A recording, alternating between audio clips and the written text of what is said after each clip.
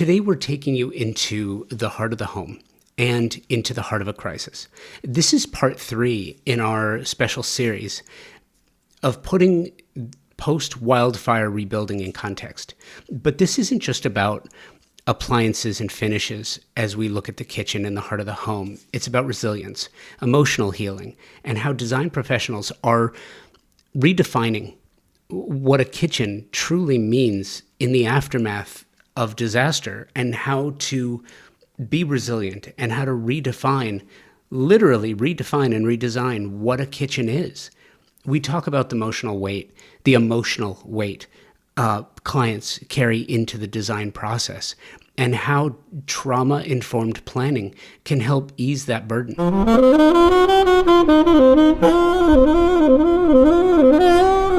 You'll hear how priorities shift when clients aren't just dreaming up that dream kitchen.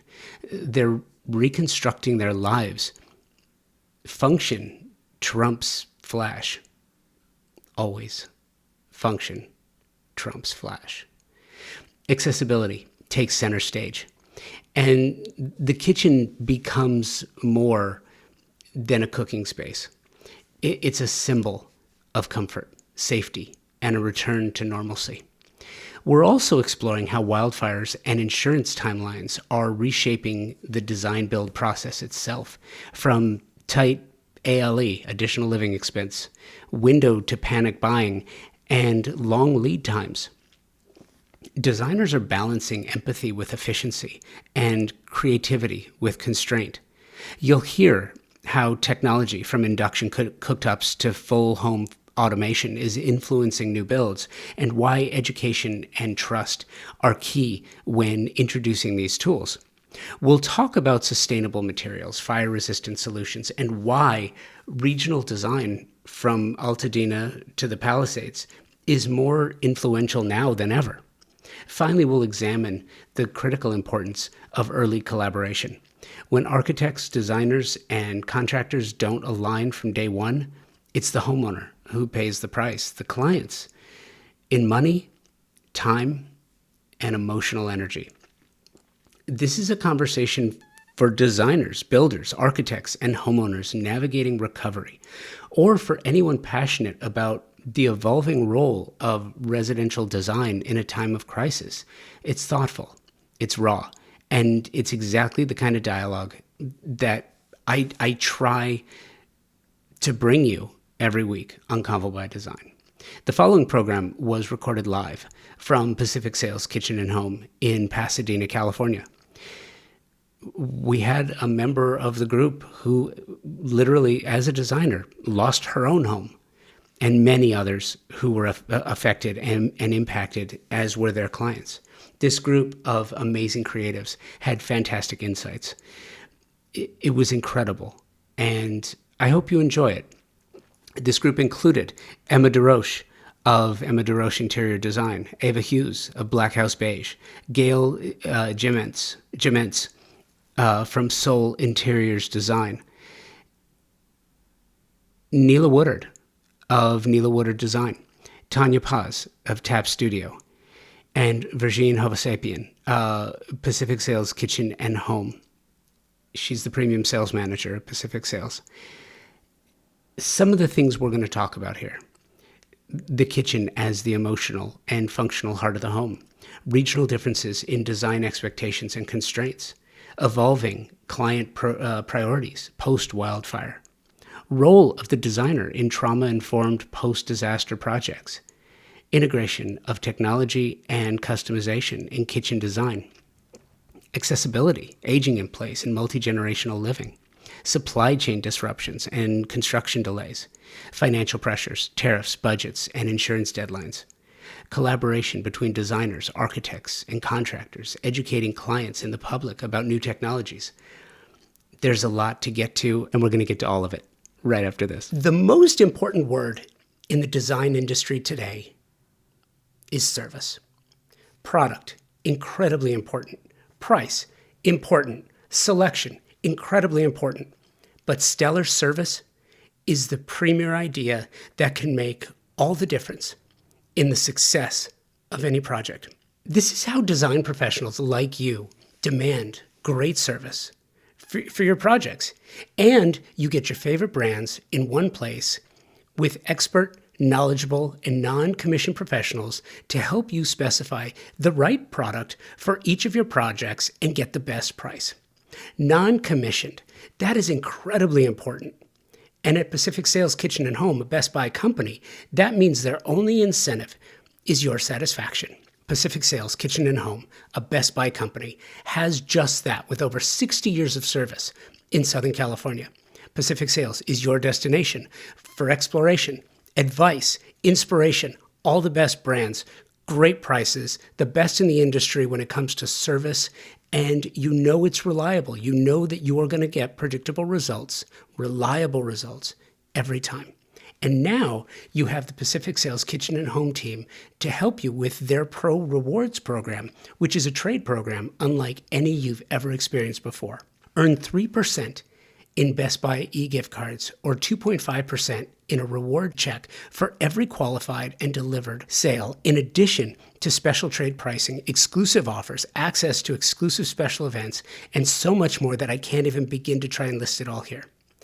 And here's the cherry on top.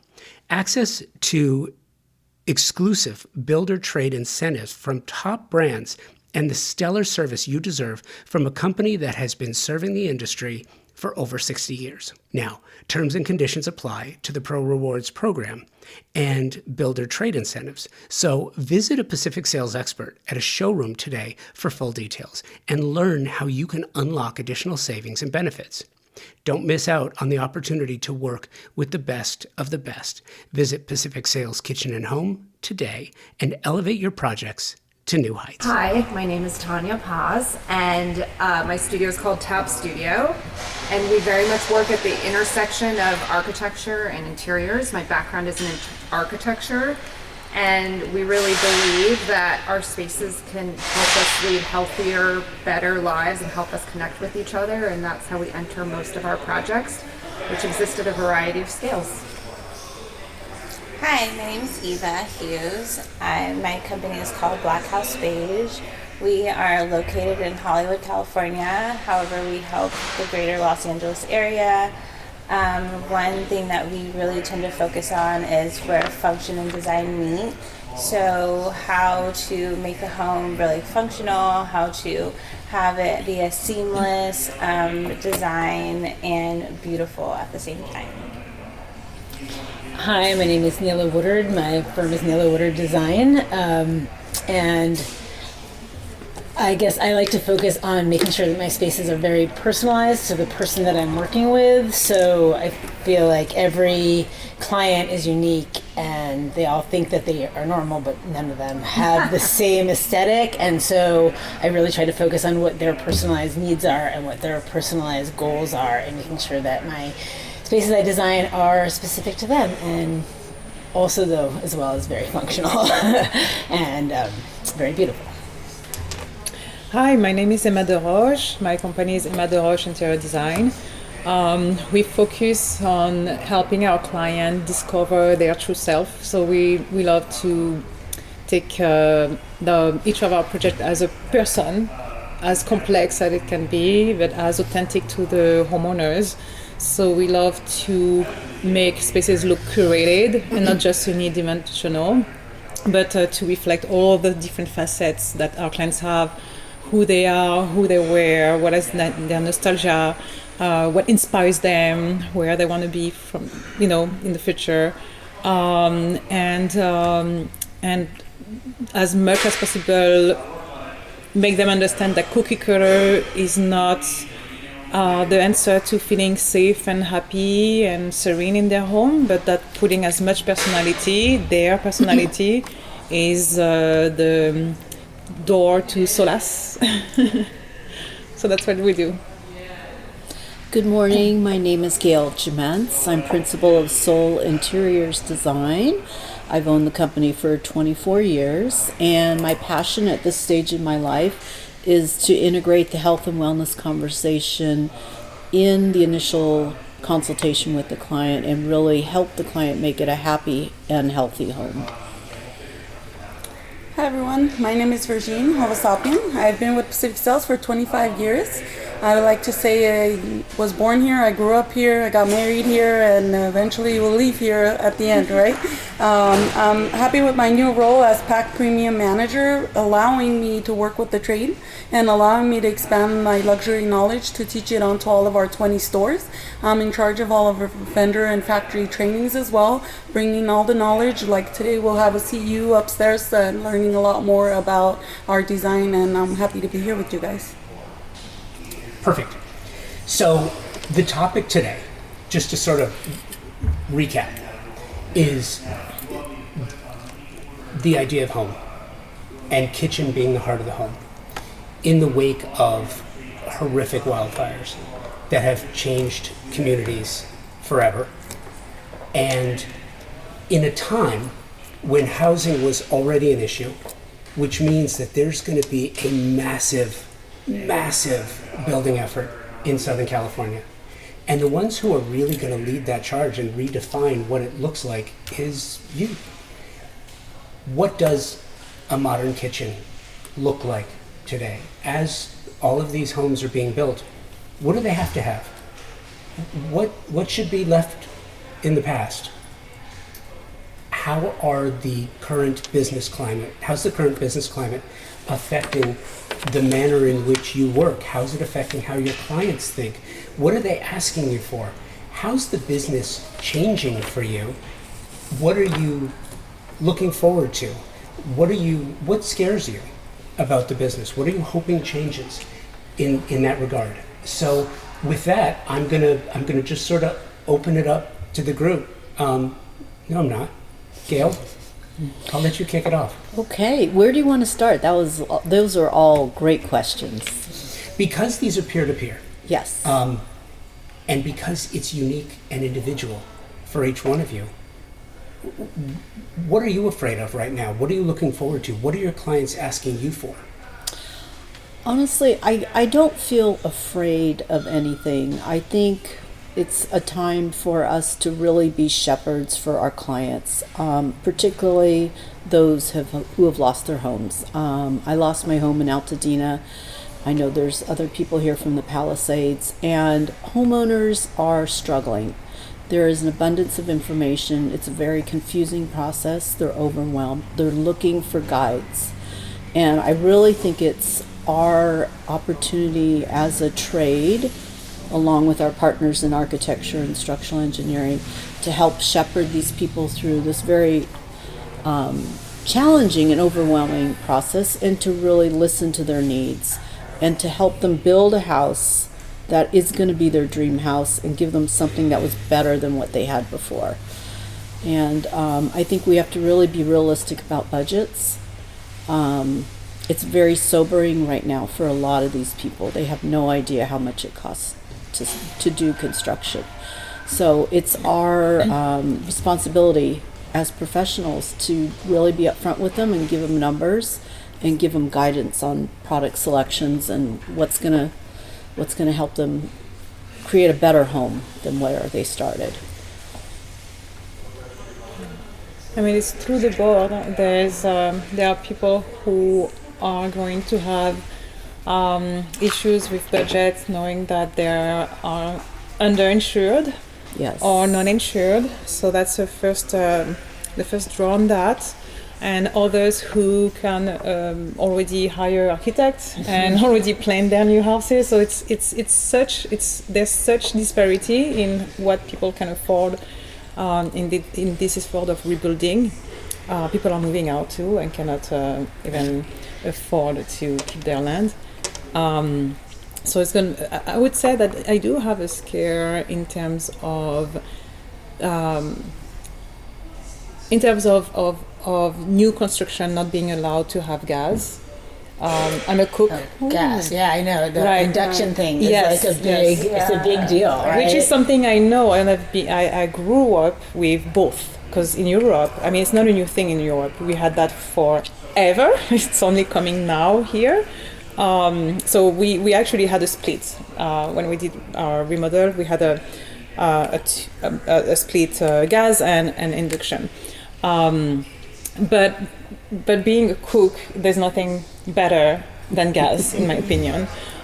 So for the bachelors or the family who only eat out, smaller families, then it's fine. Everything is going to work, cooking or not cooking, dining out every day. But for people who are in love with preparing their homemade cooked food, or who even when you have a personal chef, are passionate cooks, and they are not going to be able to cook as well as they are used to or they would like to on induction, because the temperature and the type of utensil you use, like a font, cast irons, all of that, it has such an enormous impact on the quality of the food when it's cooked.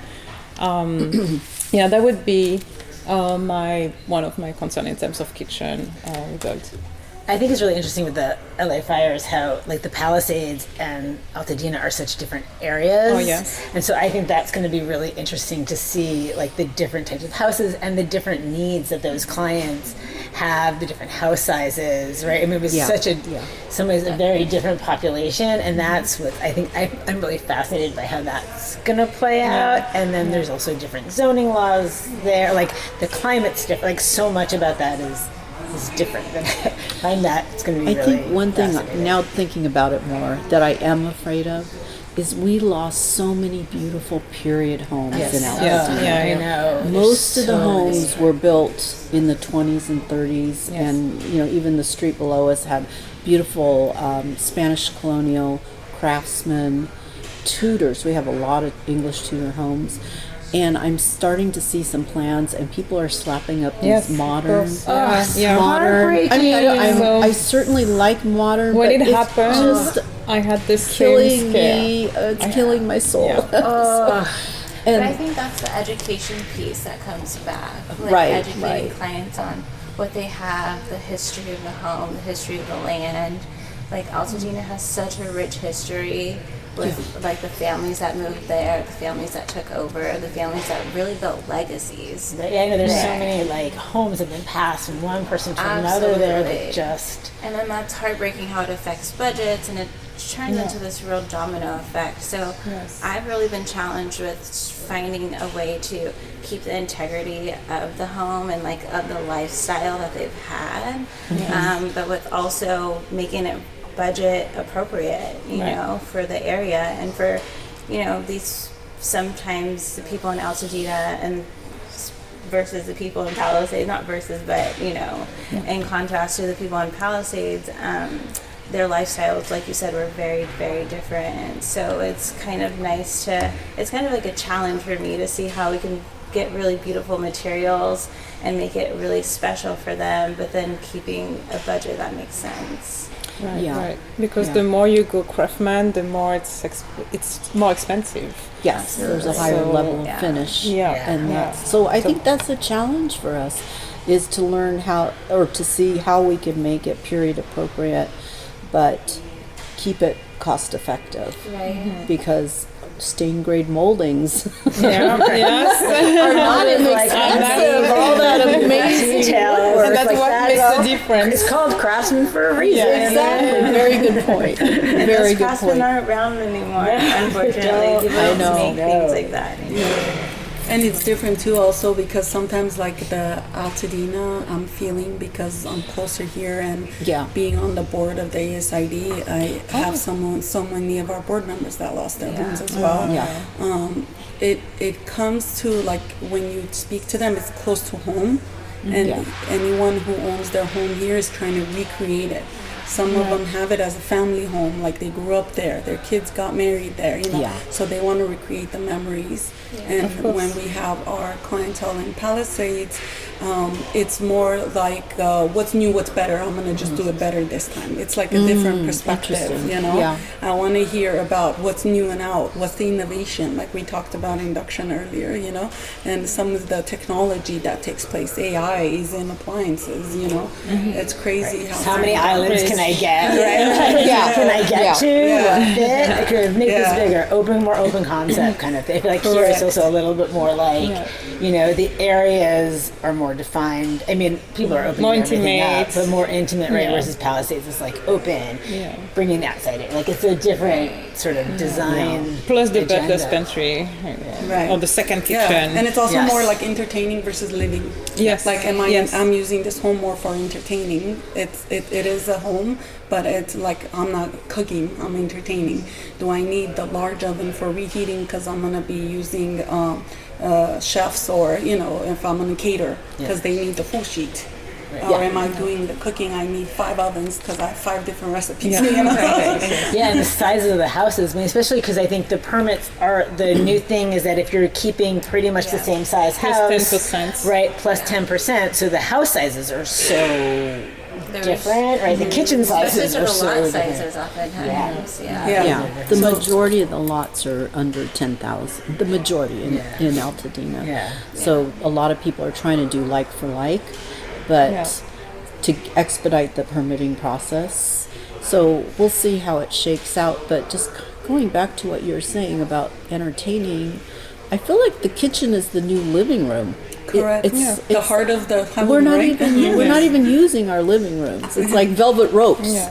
You know, it's like I don't even go in our Between living room. drinking, Yeah. eating, yes, it's where people. Entertaining. Yeah. My living room gets used when I'm trying to hide from my children. Oh, there you go. There you go. I'm like, I'm in the living room, leave me alone. It's true. I know, forget about the formal living room. I think we've also been repurposing that area too, just like you said, like because the kitchen and like that great room has become the heart of the home, and everybody wants to hang there. Right. Right. Yeah. The cost of everything outside is so much. Bringing it home and bringing it in sometimes makes it easier. I think after COVID, a lot of the changes that happened is what I noticed is more people are entertaining or staying home and having the family gatherings here versus going out and venues and things like that. Well, more entertaining. Yeah. And as she was saying before, the outdoor kitchens are also Correct. Yes. you know Yeah, really yeah. They're a getting big hit.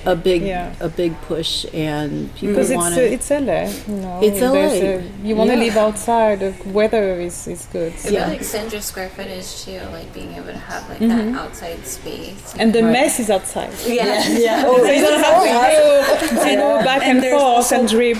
Right, partner cooking more, because then a lot of people who one partner cooks indoors more than the outdoors. Yes, Now you have a nice outdoor exactly. kitchen. You Hey, can go you need to help me out together. a little. You know? I love that. That's why the egg is so being Correct. More selling right now. smokers and egg, the green egg. the green egg. Yeah. One of yeah. my we use it in a few outdoor kitchen. Yes. It's so great. Yeah. But it allows everybody, to kind of divert to the outdoor, have good weather, and entertain there and keep the house clean. Correct. Take the big mess outside. Yeah, Is the it's like- zoning or the permitting different for outside? Is it like how is it like when they're rebuilding the home and they want to add an outdoor kitchen? Do they need to have separate permits?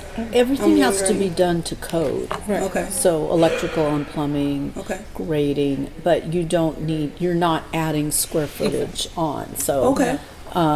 it's an easier Permitting. move, Okay. as far as it's a easier move. It's like you're gaining a room, air quotes, without building a space. I'm paying taxes. And yes, or increasing property taxes. Right. But it really needs to be done by a professional. It's Correct. You want to protect your investment as well. 'cause Absolutely. You want to be It's a able big to investment. protect it from all the weather, depending you're by the It's harsh. ocean, all the Yeah. salt Exactly. air. And that you're allowed to have gas. That's why we need to bring the gas. That's why. because they haven't done that. Because the barbecues have side burners where you could get the outdoor and when you do the big smelly chili outside and the fish frying. Yes. I've been pleasantly surprised. I have 3 clients, late 60s, early 70s, and they all demanded induction cooking. And because they're interesting. very into environmental issues and they don't want the gas, there are issues with Safety harming or- the air quality in the home. And I'm wondering, are you guys getting requests for induction cooking? I've done a little bit of cooking on induction, but there's a learning curve. There definitely is. I've been seeing a lot of new things coming with induction. Like we did an ADU not too long ago, and it's for her grandchildren to come home to come visit her, and they have young kids, and so we did the invisible stove where the stove is underneath the countertop, and everyone, you can touch it, it's not hot to your hand, but it'll heat up a pot. So once it's the really metal comes to contact. That's what everyone always Exactly. People love how fast it heats up pots. I feel like that's the one thing that everyone's like, well, it heats up water. I think it's good for families. With yes, young very children. much. It's Yes, more yes. because safety Yes. when you have kids and you're scared. Also It's small more that- spaces, because you can use the countertop Right. when it's When not you're in not cooking. use. Yeah. Exactly. I'm still traumatized by like the electric stove back in the day. that I'm we like, grew I up know you with. can touch With the it, coal. but I'm like, I know it's not hot, but it's hot. I can't get it out of my brain. That was our old coil that turned red, and you would put your hand on it, and it would burn you. Yeah. I was the kid who had to learn the hard way. I didn't know that. Unfortunately, But, luckily with the new innovation of the technology, also these appliances have apps where it will tell Yes. you if you left it on, because it's hard to see that it's on. Right. So some of the induction and technology updates that connects you to your phone is the better innovation part of it. Right. And then, or like, some people are like, can you turn it off? Not yet. We can't access to play with it, but we could know that it's on. That is, so if someone's home, you'll remind them, hey, you left the stove on. It's with funny that. because I know as much as so many people are interested in the technology, it's very hype. A lot of my clients, they're actually bothered by it. Yeah. Like the number of buttons, the number of options, the curtains. They want that, but once they have it, they're like, no, this is too complicated. Right. I don't want to bother. I want simplicity. I just want a button. I just want to click. So I guess sometimes it's not well done by previous professional. Because you have, for example, the Lutron or whichever system. The whole home system. Yes, it's like you have to be. It's like the difference between working just with an architect and an architect and a designer. The architects most of the time, so I don't want to piss off some architects, but they are more like in their numbers, in their ratio, in their art. They're not very psychologic about how a particular family The wants to user live. experience. Right. Yeah. But Yeah. their lifestyle. Yeah. So I feel like sometimes in the electrical and in the automation, they don't spend enough time with the client to really understand how they live. And they don't set up scenes that really correspond to their lifestyles at different times of the day, different time of the week. Right. And that's, I think, where sometimes they get frustrated with technology.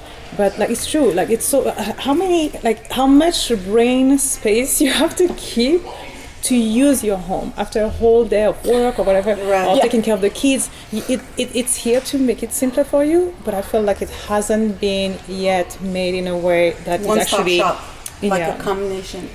Yes. I know, and that's the one part the that I always fridge. say, like you said, that our architects or general contractors, sometimes they're like the aspiration. Like they want to have the vision of where we could get, and then designers help bring it to reality. It's your job to be like, okay, can Bring we it down from the clouds for a second? Let's see if this is what you want, and this is what you're going to be capable of using. But like our vision is for you to walk into a home and be good morning, and it senses the lights on, opens the blinds, turn on your shower, or turn on your coffee pot, with just one word. Because Do you we have want programmed that. Yeah. Do we want that? That's a good question. I would never want that. That sounds Good like question. The dependency on technology, the dependency, the I'm with you. removal of your innate capacities in terms of human being. I am not sure. I feel like a lot of times too, like the new thing that like it's like it sounds great, and then like 3 years later you're like, okay, this is how it's going to sound. over it. And like half of my job is to be like, yes, okay, can we pause? Can we look at how Exactly. we're going to use like Exactly. even in a kitchen? Like I have clients are like, I want my fridge over here, and I'm like, but let's walk it, right? Let's pretend that you're in the space. Let's move around. And then the same with technology. Oh, sorry. Same with technology, right? Like with the lights, people are always like, "Oh, let's zone the lights," and I'm like, "Are you really gonna turn the light on over here Are you and then gonna walk walk over there? there?" Like it's the same room, right? Do we need 3 zones? Right. What if you enter this way and you need that light and you gotta walk I'm all the way like, over how there? do we simplify this process, right? And people always want the newest. I think sometimes more. there's flashy tech, and then there's helpful tech. Yes. You know, and no disrespect, but sometimes the men are attracted to the flashy tech. They think they want this, but our job is to exactly what you guys are saying is let's feel that out. What would that really feel like in real day life if you had that technology? And it's I'm the first one to get FOMO, like, oh, I gotta learn this quick, really quick, this new technology. But people are stressed out. They want to live in houses that work for them. That are easy to use, that are comfortable, and like too many steps to do something just adds, and too many gadgets and too many apps. Right. At the end of the day, it's still your home, right? And I think we need to kind of help them sort it out and figure out what's going to help and make it a comfortable experience. Yeah, I was gonna say there's also you want your technology to support your life. You don't want it to guide your life. And I think there's That's a also good point. rituals that are part of living that, like opening drapes in the morning, right? Like there's a ritual, there's a tactile experience in that of like feeling it, pushing the sound. I think And like boiling I like water, that. like and like where and especially in terms of like I like how that. you connect with people in your family. Like when I give my daughter her bowl of cereal and then I boil the connection. water and things that make you pause a little bit or slow down a little bit that I think we're all desperate for. I love that you're saying that. And I think these kind of rituals in our lives, you obviously want some level of technology, but you want it to kind of, I think, be hiding and just bolster your life and not be something that is in the way. I like that. About being present. Yeah. And being how do you say? There's a word for that. Like when you know what you're doing at the moment you're doing it. Intentional. Mindfulness. Yes. Yeah. It's good for the brain. It's what we're missing with that social media. So yeah, I love what you're saying. Like being connected with your home, like touching your drapes, knowing that you are the one who let the light in, not something did it for you. But how about we talk about the styles of the kitchen, how it has changed. Yes, good topic. I always I feel like maybe this, I don't know if you guys have seen this like Diane Keaton little like little reel or whatever where she's like cooking and she's like, I need a fork, and you just hear this like pit patter, and she's off screen for an extraordinary amount of time. You are listening to a fascinating conversation from Pacific Sales Kitchen and Home on kitchen design in fire-scarred areas of Altadena, the Palisades, and what that means for broader design in Southern California. We'll be right back. At the highest level of design, the absolute best specifying designers, architects, landscape designers are all highly focused on the technology and performance of products and materials today. You have to, because the products you specify for your projects have to perform and they have to last. That's one of the reasons why I am so proud to be working with TimberTech. Their focus on the technical renaissance of synthetic decking is literally changing the conversation about innovation and performance. It pulls focus on 3 priorities homeowners have and expect from the products their designers and architects specify for their luxury projects. 1, aesthetics must match the overall design and fit visually. 2, durability and maintenance. I've told you about my board flipping stories from my own wood decks.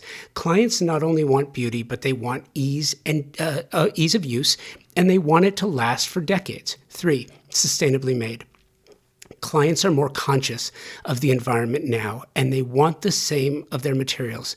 TimberTech hits each one of these elements with a product that not only meets expectations, they exceed them. TimberTech makes a synthetic decking that looks just like wood, color and embossed wood grain for a natural appearance. Their composite decking is technologically superior, as it has been created to last for decades, and it's manufactured with up to 85% recycled material. Their advanced PVC, vintage, and landmark collections have a Class A flame spread rating, making these products an amazing choice for wildfire-prone areas, which unfortunately continues to grow on the risk map. Check the show notes for more information about this and to find the nearest showroom or lumberyard where you can find TimberTech, or you can check them out directly, timbertech.com. And I was like, if you want a huge kitchen, you have to figure out like how you're going to live in it, Right. so that you're not kind of crossing all, getting a fork all the way across the house as these spaces grow, because like our scale is the same, like we're still human size. Yeah, And, exactly. and so as things grow and grow and grow, I think understanding, that's how we kind of tackle like tiering it, like where are you in the morning with the 3 members of your family, because you don't need the whole space necessarily. What we had is like actually literally double or triple things. So we have sometimes 3 trashes throughout the kitchen so that you don't have to walk that far, or multiple sinks also, depending where you are. Right. So it's a great idea. Because you have different stations. Yeah. So maybe you are baking and you have baking stations here, or you're cleaning and you need the trash next to it. The one I like to mention a lot also is next to refrigerators. People forget about like counter space. Like this would be, where do I put my groceries? So Exactly. I don't want to put them on the floor. Like that would be perfectly ideal enough to get started with, like a countertop space right next to your fridge. And sometimes they forget that spacing as well. Like. And also next to the sink, to a sink too, because you want to clean maybe your fruits with everything we know about the forever chemicals and the pesticides and all of that. Correct. So there's designing for a family, but there's also designing for us as human being and knowing all the subjects we have to touch on. I feel like so many of us talked about kind of working closely with, like representing clients and working closely with them to create spaces that work for them. And I feel like that's kind of also such a fun part of kitchens, is to learn a family's habits and culture. Are they bringing in, do they grow a ton of produce? Are they bringing it in? Where is it landing? And trying to, in the kind of tremendous amount of information and visual information about kitchens and what you can do, is really tailor it to that family and create space for people to really connect with each other, live healthier lives. Right. Gail was saying, all these things I think are driven by how things are set up in the home. And that brings me to a question, actually, what I heard over the last weekend attending to one of these, another panel for the fire victims here in Pasadena. They said a lot of designers have like a questionnaire they give to the customer to ask those type of questions. What is it being used for and things like that? Because sometimes if they meet, let's say, the cabinet person first, not us, and the cabinet guys, everything's standard. No, there's no such thing. And it's like you need to have like one first meeting with everyone, kind of plant it out. And I sometimes tell my customers too, it's like, I'm going to see you multiple times. Like, this is your homework stage. You're going to go home, talk it over, like what you really want. We're going to meet again. And then we're going to see if everything we met about is going to work together for what you're wanting in your lifestyle. Because I can't tell you to design a kitchen without knowing what the appliances are. And sometimes even with an appliance that they're thinking, I want this size just because I want to fill up the space, because I have a lot of good kitchen space, but is it really what's going to be useful for you? I'd rather you have that space for prepping, entertaining, or maybe some of the other gadgets that are out there, like countertop toaster ovens. People are liking blenders, like slushy makers, there's so many other new individual toys that are out there. So like, when do we know how to tell them who to start with first? Well, I think we have to do a deep dive in that initial consultation when you're designing a kitchen, and like ask them, tell me 4 or 5 recipes that you like to cook. Oh, yeah, that's a great and what kind of food do you cook? Because maybe you need sous vide, maybe you need steam oven, maybe you need induction or gas. Do you like to bake? So it's really, I don't think you can design a kitchen without really talking about what type of food they eat. And, obviously you want to not be nosy, but, politely inquisitive. about their lifestyle. You know, are they taking supplements? Do we need to, like this gentleman we have now, he wants a smoothie station, he wants his supplements right up here to the right. Exactly. He wants his blender, his Vitamix. Health buff. Health buff, yeah. Well, I'm in my early 60s, so a lot of my clients are like 50 and above, and health and wellness Correct. have been really, top of mind at That's this age. one of the things we discussed actually after KBIS is seeing the refrigerator in a bathroom nowadays. The refrigerator drawer? Yes, refrigerator drawer, because skincare. Yeah. You have to refrigerate some of the high-end skincare. Yeah. Or medicine, like do you want to Yes. go downstairs Yes. to your kitchen every time you need a medicine? You can have one accessible in your bedroom, you know. Yeah. Those And are the even, questions. you know what I love? Warming drawers in bathrooms. Oh, yes. For your towel and your robe. Yes. I have an elderly mother. She's 99, so we put her pajamas in the dryer. And we to bring warm it them up. to her Oh all my God, that's such a warm and great cozy. trick. And I thought, if only I had thought of putting a warming drawer in the bathroom. See, that goes to the Yeah. same conversation on the electrician, right? How many plugs do you need Yes. before I close Yeah. all these walls? Like the only thought that we finally got comfortable with, I want a bidet seat, so I gotta have a plug next to my toilet. Yeah. And we didn't think about that before. Like my house, I have a bidet and I can't plug it in unless I put extension cord. Oh, be careful. with that. Exactly. Water and electric. No meat. But that's the whole idea. It's like, you don't want to just randomly put plugs everywhere, but you need to know how many things you're going to be plugging in. Yeah. I love hearing that bidet are coming here. Oh, yeah. Yeah, we're finally catching up to you. We're catching up. What's wrong with you? No, I'm But to kidding. your point, like we don't do a toilet without an outlet now, even if people don't want a bidet. Yeah. Just because Just to give the option just because that- like it's such a common thing that people want to add on later, and it's Grow it with it. Right. And or now, like the big ranges, we have the pot fillers. Like Yeah. that's going back and forth. And I've seen even a pot filler that comes off the counter now, because they have it off the wall too, but it's off the counter as well.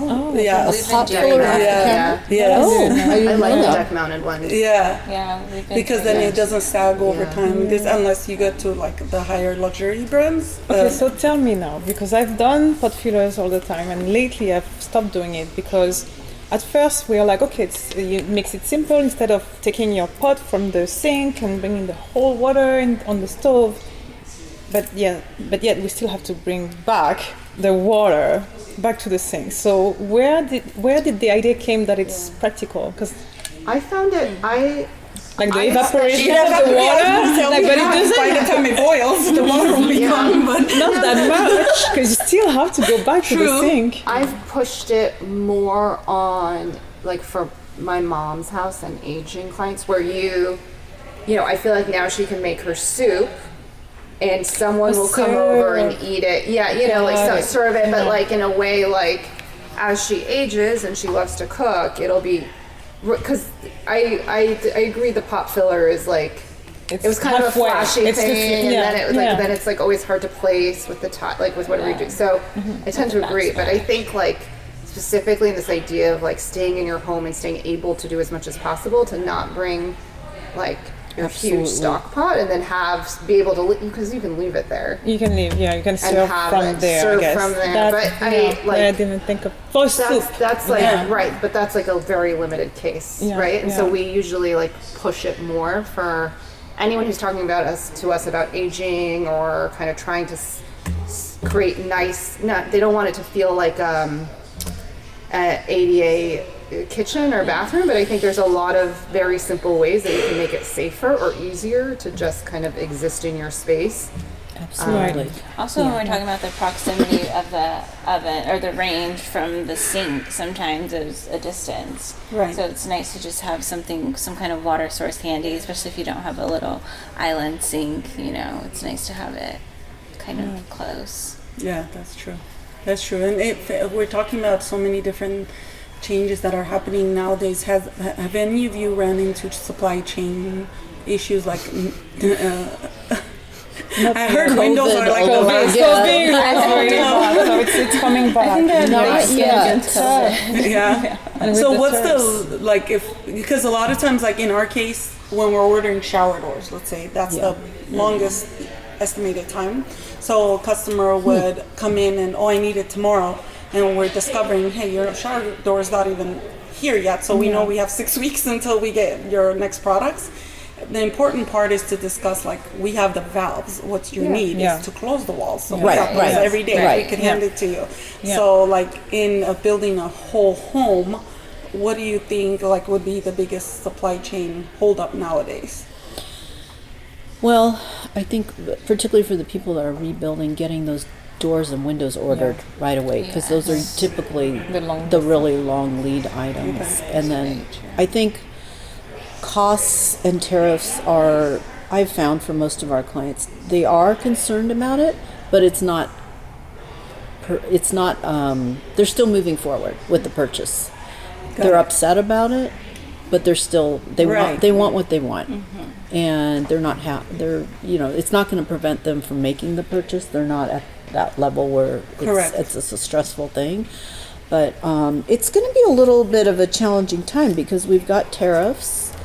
We've got changes in the immigration policy, which some of the contractors, their men aren't citizens. So we've got increased building costs. We've got a huge demand on contractors. Increased demand. So I think we really, we're going to have to explain to clients that construction timelines are going to be pushed out a bit. Correct. I think, and the one thing I'd add to what Gail said is I think financing with rebuilds is really complicated. It is. And so when someone, we're finding even now, like when someone has access to the capital that they're getting from their insurance company or whatever financing they're using to rebuild, how they access that capital sometimes doesn't. How long it's going to take. How long it'll take to get that capital. Sometimes doesn't align with placing, that is, we're learning is in of itself a process, which, usually clients, like, we're used to, understand where their capital is coming from and when it'll be available and when the tranches will be there. But that also makes it hard to manage lead times because we can't place, you can't necessarily place the orders you want to place when you want to place them. Right, because not every retailer has the ability. I mean, in our case, luckily some of our system, it still runs on, I won't say MS-DOS, but manual process, but we have our kitchen and bath, which is upstairs, like all of that is still on our initial system we had before Best Buy. So we do orders that are only 20%, 50%, depending on the color. That's good to know. So we start ordering. That's the issue. That's like exactly the issue we are having right now with this, like, Correct. Is that like we have 20% and the plumbing, well, maybe we'll come here. The plumbing shop is requiring 80%, we just don't. We don't have 80% deposit? Yeah. Oh. And they're doing it to guarantee the prices. Like, they're not typically doing that amount, but because of tariff, if we want to lock in the pre-tariff, Sure. Like, I think they're also, I don't think they're trying to I think they're having to place the full order to guarantee the costs, and the tariffs are so unpredictable that I imagine what they're doing is they're buying out rather than just the roughs, they're buying out through all the trim. Yeah. Sure. I feel for the manufacturers. Yeah. It's because they're really going through whiplash right now. Because they're dealing with some of them, like a lot of our companies that are American made. Yeah. They still outsource a part, let's say exactly. labor. You don't know in this little small part of it.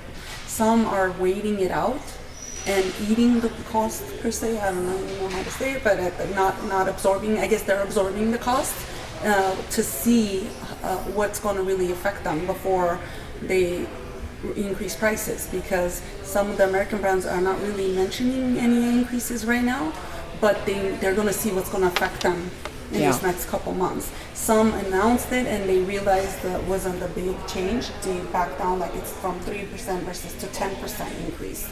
And those are the things we're learning as we go. Well, it's also like when you order, it's when it ships here, right? So they order it out, they don't like, it's literally, they don't know what it's going to be when it comes, because it Correct. keeps changing. So there's like, I don't even think some of them know what to raise their price to, because they don't know how much it's going to cost, because it's not here yet. It hasn't even shipped Correct. here yet. No, we had some German companies who stated you could order by July 1st to get the new current price, but you have until 30 days to ship it, otherwise we're increasing the price. So if I took your order and I'm doing you favor because I don't require you to take delivery right away, I'm going to be absorbing the cost.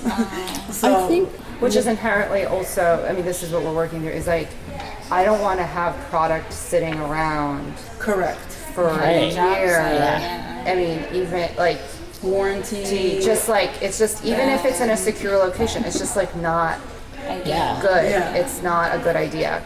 And so So yeah, many you want people to hands go take for it the latest date possible. Yeah, like we usually time it to Yeah. like, yeah. Yeah, especially with those things that are behind the scenes, like the valves and things like that, may go first. So we would do multiple deliveries, and we ask like, what are they doing, what stage, and then maybe, oh, we're working on bathroom 2 and 3 now. Can you please deliver that? We're doing kitchen. Can you deliver In the pandemic, I remember like my stuff kept going away. Like I was holding it first, like I'd order and I was holding it, and then all of a sudden it'd be taken by another client, and I'm Because like, they needed it. because they needed it, and so I'm like, well, is this going to start happening again? Like, are all of a sudden things that I ordered in advance that I have dibs on now going to be taken, and now I can't get it when that's I a need good it? point. We're having a challenge like that at our carpentry project. We've been in construction for the last year and a half, and now we're starting to put in finishes and implement things. But also right now it's like the tariffs are all going up. So now it's like this race almost against time. Like, can you get your proposal in? Can you get your client to sign off for it? Can you get the check in the bank account? And then can you process the order all in like a few days, just trying to beat the clock? And then, like, you're right, it's like, what do we do with the product now that my construction crew doesn't need it right away, but I wanted to get it before the tariffs went up? So it's like all this like extra juggling that's happening that we're, Well, you can send it to your receiving warehouse. that's what we're doing. And But then we're or- paying more to I have it sit know, for but then you don't storage lose fees. it. That's the only. Yeah, you have to prioritize which ones. Yeah. Half of it, Right, yeah. Right, like it could Pick your actually cost poison. more ultimately to store it for like I know. a year. Or longer. I know. Don't give them any ideas. No, and I think layered in on this is like the general sense of like panic and trauma. Yes. So it's like, yeah, like my current clients are freaking out So because they want you're to. trying to say you're a new psychologist. Designers are always psychologists. Like, I feel like we all should have studied psychology. Marriage counselor, psychologist, That's a big one. chief problem solver. I am a Xanax. Like, And then just Clients wrangling that the are- teams on a job site. Yeah. The clients that are going into construction now are panicked. They want to buy out everything Yes. now, which has its like your carpentry project. And then I think there's like working with rebuild clients, there's a sense of like, we need, there's the clients that they're moving through an extremely traumatic event. So some just are like, we need to move, we need to go, we need to go as quickly as possible. Or some are moving at different paces, but you're also kind of trying to help a family Right. Be human about process, it. Be human about it. and I feel like the first being kind of growing up very close to Altadena, there were a lot of people just talking to, not clients, but people just like, who would I talk to? What would I do? What do I think the process is going to be like? Just talking to them. And there were so many, should I just buy all the windows now? And you're like, no, Yeah. you should They not buy need all our the help. windows now. Like you should, because like you're going to spend, you don't even know what windows you want. But it's You don't really know what complicated size because it there's a lot of emotions and when there's uncertainty, I think people, sometimes make irrational decisions trying to maximize the funds they have. I think they also have the pressure of their ALE money Right, there's that. running out. So because it was announced as a federal disaster, we have about 3 years of insurance money, and we all know we're barely going to make, if we start now, that 3-year process and get them back into their house by the end of year 2.5. So they have that pressure. What I'm trying to caution people to like slow down. Don't just slap a house onto your lot. Let's look at the siting. Let's look at your views. Let's really think this through. And they're so panicked, like you said. And we just have to kind of show them what the steps are to calm them down a little bit and guide them. And it's really an opportunity for all of us to step up and Know they have a partner in this. exactly and it might be emotional sometimes. They're kind of fragile. I have 2 clients like that right now. It's hard to, because they have to live somewhere while this is going on. Yeah, they're uncomfortable where they are. with no personal, nothing in their space that feels personal. Right. They have to And buy all new things. and they have to buy all new things. Yes, And some of our trade clients that, let's say, lost a home, but the garage was saved, yeah. are turning those into ADUs. I know we discussed ADUs earlier, Yes, but yes. so they could live in there while they're building the home, to be on site to help make that personal connection. So it's like different worlds. You want to help them with that because yes, they're going to live there, so you want to make that little space personable too.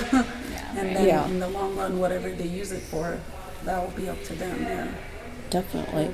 We, like Gail said, but I think spending an extra month in concept design, an extra That's a 6 good weeks, idea. an extra 2 months. Like, it doesn't take long Yeah. to get the house in the right spot on the site.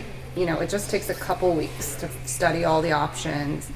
And someone I worked for many years ago said, like, a design, what was it? The first 2 decisions you make in a project will either help you the whole way or you'll be fighting them the whole way. But in that sense, like, I've been kind of similar. Like those first, like, design is like the cheapest part of a project. And if you are thoughtful and get like everything you need in maybe there's less circulation, less like, maybe you're reducing how much square footage you're building, but you're getting the same amount of space as you need. And then also, like, spaces are for furniture. Like, sometimes people just want bigger and bigger things, and if you don't know how you're going to use that giant room and it's not the right aspect ratio, If you don't have any walls, it becomes very complicated when you're in the wall. When people don't want any walls, you're like, okay, we need some walls. We have a load here that we're supporting. Structurally, and then also like, do you want to hang art? Because you're gonna tell me there's nowhere to hang art. One angle of that is when they have grandchildren. You want to see their pictures on the wall? Right. Oh, that's nice. we should talk about kitchens and walls. Not enough wall space. Not enough walls. The like kitchen with no walls, where you're like, I just think you're just like, Now- there's like kitchens become much less where they put the effective storage without a without walls. Right. And I personally I hate an island with a stove in it. I think I have kids, so like it makes me so nervous. Yeah. And then I'm like, where is... cleanup? Imagine all those oils like traveling in the open space. Right, where's the The vent wall gonna go? blocks it. The vent is always annoying. Yeah. So with Especially if your kids do homework at the island or something. Yeah. Speaking of design and the concept and spending time in it, the reason why I always talk about our designers and how having them in your corner, it's a different world. Me being in appliances, I always used to say, all the architects contractors need appliance 101. It's like They feels do. like they got their license 30 years ago and that's all they know. Yeah. But Yeah. our designers learn every day and are looking and are learning the trends, the customer's needs, what's out there, what's coming new, and they evolve and they connect that to bring people down to human needs, and that's why I appreciate everything you guys do. Well, and I think cooking on them, like as we talk about, I don't know if we talked about induction. We did. But getting opportunity to cook on the new technology and to use it. That's why the showrooms we have that are live showrooms, like Sub-Zero is newly remodeling theirs, but we have Thermador that has a showroom, we have Decor has a live showroom. They allow you to come in there and test them out. That's sometimes when we have customers are in between decision, what's going to be, because as much as we try to have the demo mode here, it's not the same when you actually cook. Yeah. So it'll be good to partner with them and have our customers go there and actually play with the machines. In real time. Yes.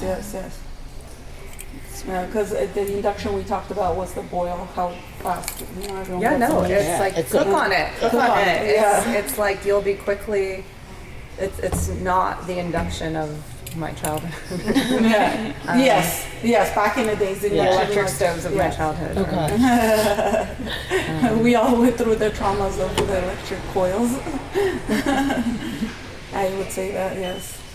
Any additional timing? So I know with a couple of trade partners I talked to, some people were starting to put permits in way early, and some are saying that they're starting to get things rolling. Maybe one or two people have gotten approvals because they did it back in January when it first happened here in Altadena. What do you guys feel like? Have you had any projects, or what do you think is like a concept of turnaround time if customers are just starting by themselves, like not to scare them but to inform them? So we also process permits. I think the rebuild centers are doing a good job. They're doing everything they can. It's just the information takes time to trickle through the building department. So we are finding that, things are getting reviewed not according to how they're supposed to be reviewed. Got it. But then we are gently reminding that plan checker that they're supposed to just be approving existing permitted plans that were approved 3 years ago, and we can rebuild in kind. We don't need to meet current, there's kind of really minor changes. But I think it's a process. And I think that's going to be a big question around the 110%. Like, you can supposedly be expedited if you are building within 110% of your volume. That determination is made by the plan checker. They can decide to route you into planning, or that you can bypass planning. And then the real question is like, this kind of came up earlier, like how much faster are you really going through? Like, what is that expedited state? And is it worth not getting what you want? Does anyone actually have a plan that's been approved? I think the stuff that's been approved is our existing. The only thing I know that's a project we've been involved in that's been approved. It was a project that was finished in September. There's an approved set of plans that were previously approved that were resubmitted, right? So it's not really It's not a new plan. It's not a new plan. I was like, I haven't heard of anyone who's been I don't think anyone approved. else is. And I think maybe there's different, like, you can be approved by site planning for the county. You can be approved in different phases. But I think building in California, I think is always kind of like how the sausage is made. And like, I think people are getting creative. Like, if you, putting in under the first permit, like the first floor, and then kind of having a permanent addendum for the second floor, so you get expedited for the foundations, you can start, but like kind of really starting to understand how you can use, get started, get going, and get approved quickly. But I think I always think having, speaking of architects, like having an architect that's persistent and responsive makes a much bigger impact on permit timelines than I think necessarily the jurisdiction itself, because if you have someone that'll go advocate for you and nag people, like the squeaky wheel gets Correct. and that's, I think, another challenge is capacity, like how much rebuilds each architect is taking and their capacity to be persistent for each client. Exactly. That's my worry. Because then you stretch how much they're taking on. Right. Yeah. Because it gets exciting when we all are busy, but taking too much doesn't give you the attention you need per job. Exactly. Yeah.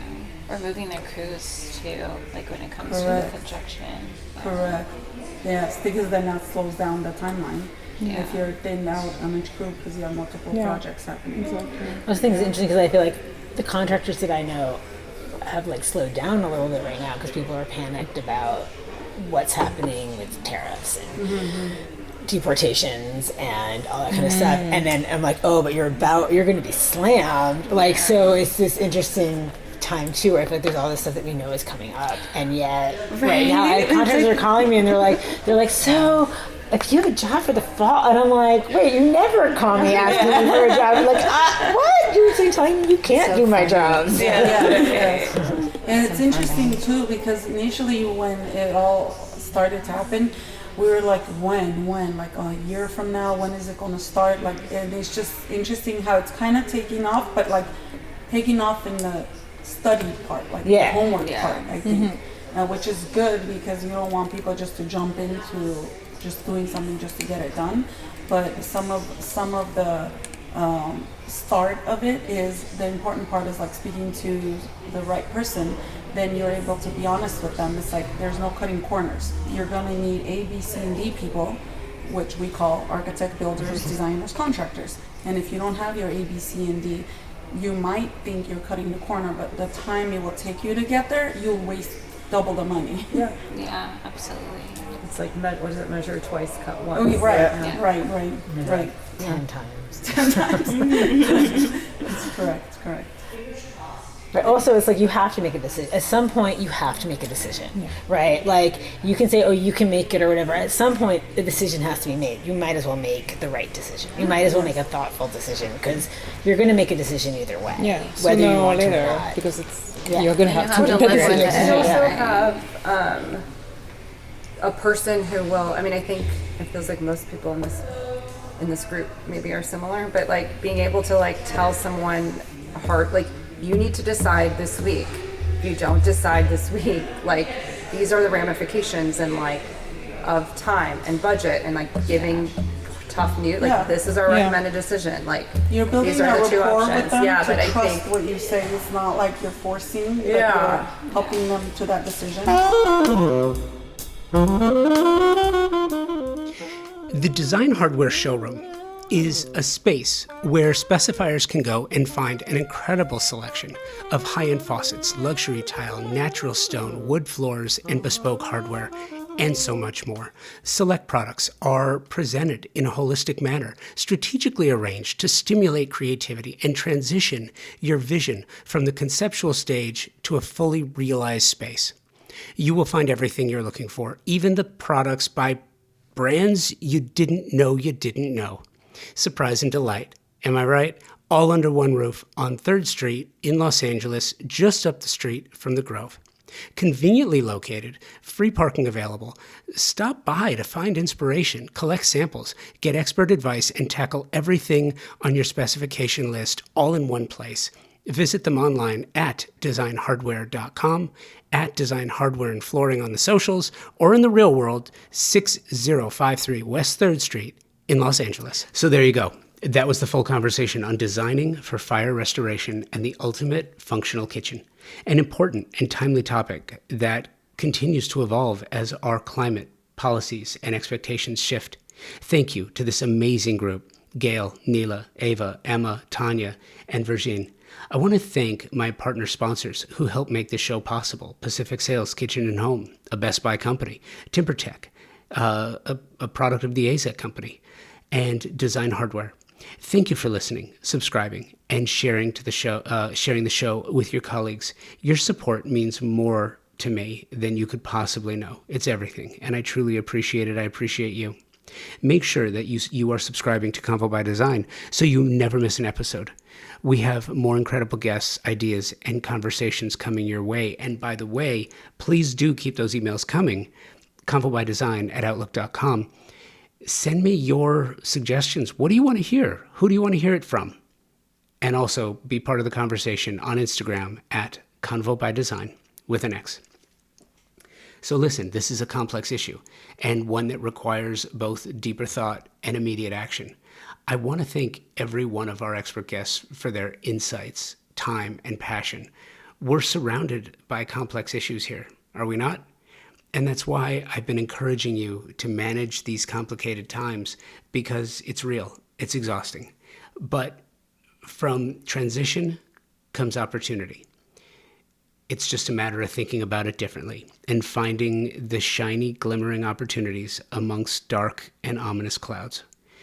So stay focused, at least try, do your best, and rise above the chaos.